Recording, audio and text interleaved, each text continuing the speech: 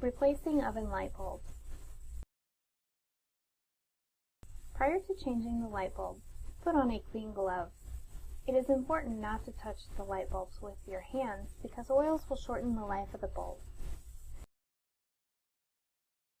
Remove the racks from in front of the bulb that you will be replacing. Remove the light lens and gasket by turning it counterclockwise.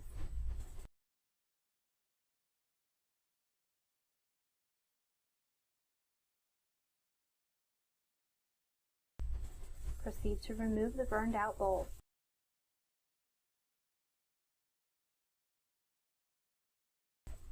Then install the new lamp bulb into the lamp holder.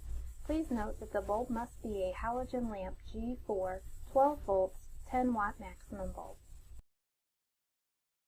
Replace the light lens and gasket, ensuring it is fully seated and tightened, or leaks could occur.